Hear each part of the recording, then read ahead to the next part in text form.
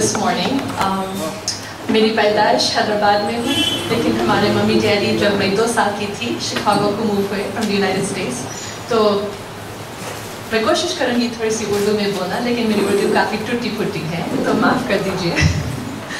But Lori and I have been colleagues at the University of Illinois, and we're passionate about how students learn. Because we want to learn how and what goes on in the minds of children. We can teach them, any of us can stand in front of someone and talk about what we know, but we need to know how they learn, how they understand the world, how they think.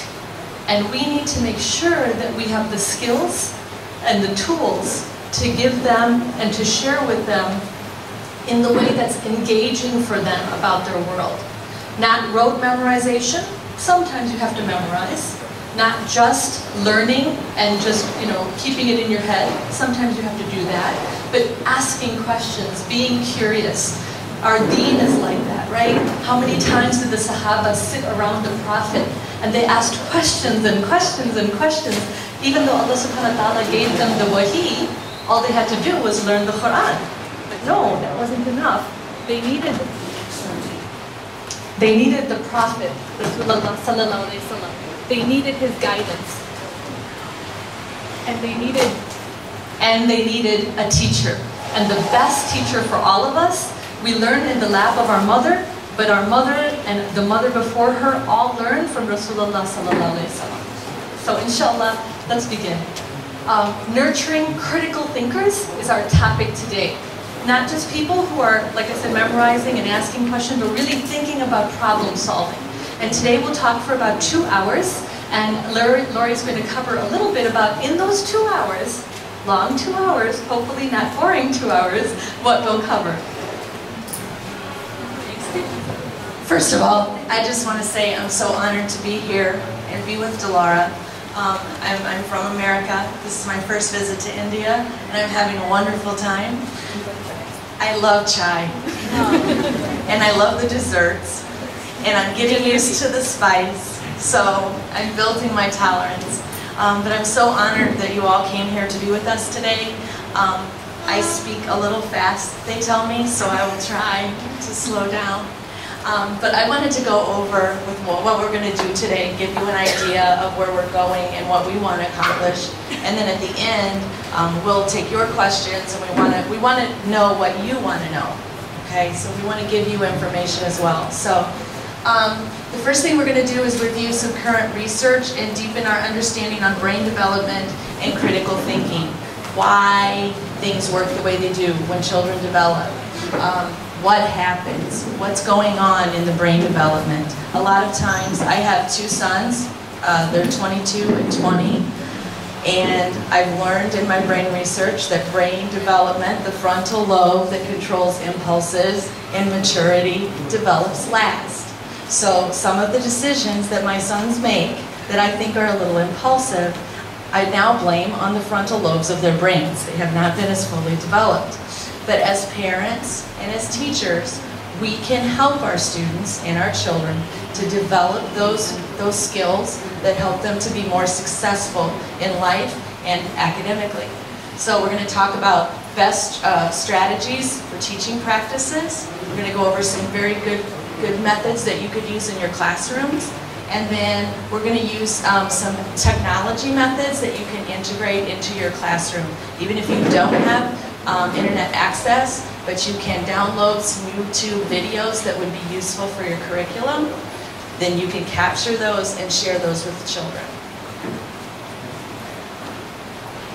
And the reason technology, number 3, is very important is how many of you use the internet for email or to chat with a relative who lives in London or Dubai or in another country? How many of you use internet regularly? Okay, look around. Please keep your hands up. Everybody look around. Those in the front, turn around and look around. About 50% of our hands are up. 5 years ago, would 50% have been up? No.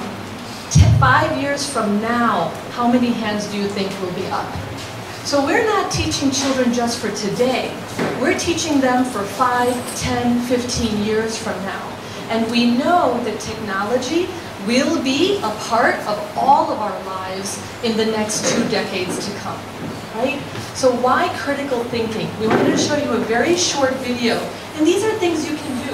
Very easily clip a video from YouTube to show in your class, because I think they give us a visual of what we want to teach the student.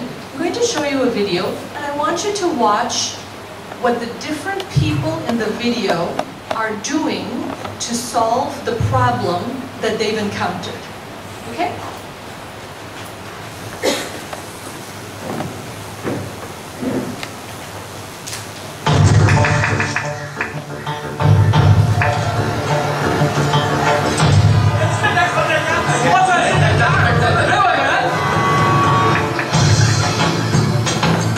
Sir आपके लिए उस पार car का इंतजाम किया है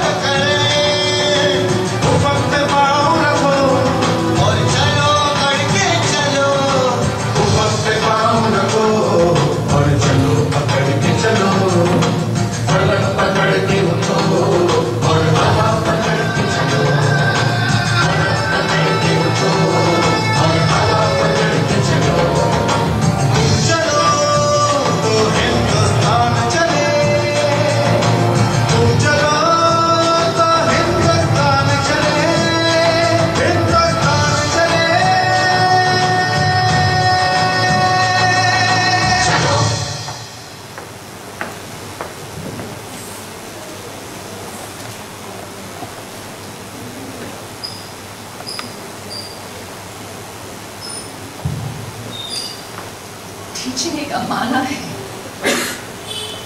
So you saw the different people in the video, and you saw the politician.